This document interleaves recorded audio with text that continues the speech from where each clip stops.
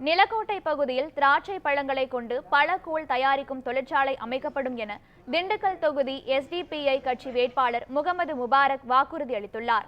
நிலக்கோட்டை சட்டமன்ற தொகுதிக்குட்பட்ட கமலாபுரம், செம்பட்டி, பச்சை மலையான் கோட்டை பகுதிகளில் திண்டுக்கல் பாராளுமன்ற தொகுதியில் போட்டியிடும் SDPI கட்சியை சேர்ந்த முகமது முபாரக் பிரச்சாரம் மேற்கொண்டார். முன்னாள் அமைச்சர்கள் திண்டுக்கல் சீனிவாசன், நத்தம் விஸ்வநாதன் ஆகியோரும் வேட்பாளருக்கு ஆதரவாக பிரச்சாரம் செய்தனர். அப்போது பேசிய வேட்பாளர் முகமது முபாரக், திண்டுக்கல் தொகுதியில் வெற்றி பெற்றால் இந்த தொகுதியை முன்மாதிரி தொகுதியாக மாற்ற பாடுபடுவேன் என தெரிவித்தார். பழக்கூழ் தயாரிக்கும் தொழிற்சாலை, வாசனை திரவிய தொழிற்சாலைகளை போன்றவற்றை அமைக்கப்படும் எனவும் தெரிவித்தார். கடந்த 5 வருஷமா நீங்க என்னையா செஞ்சீங்க இந்த தொகுதிக்குன்னு? இப்ப எந்த முகத்தை வைத்துக் கொண்டு எங்களிடத்தில் வருகிறீர்கள்? என்ன செய்தீர்கள் என்று சொல்லுங்கள். அதுக்கப்புறம் நம்ம பேசலாம்னு சொன்னா வாயடைச்சு போயிடுவாங்க.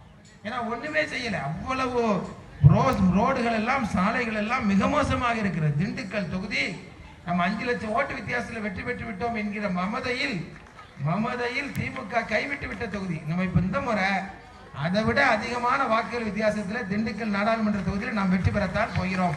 இந்த மக்களுக்காக உழைக்கத்தான் போகிறோம்.